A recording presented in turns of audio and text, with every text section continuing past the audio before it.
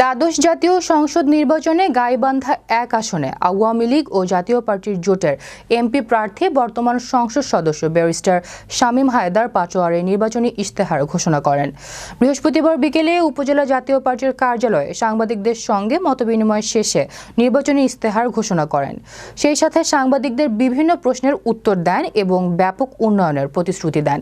এ সময় উপস্থিত ছিলেন সুন্দরগঞ্জ পৌর মেয়র আব্দুর রশিদ রেজা সরকার ডাবলু, উপজেলা জাতীয় পার্টির সাধারণ সম্পাদক আব্দুল মান্নান মন্ডল সহ জাতীয় পার্টি ও অঙ্গ সংগঠনের নেতাকর্মীরা।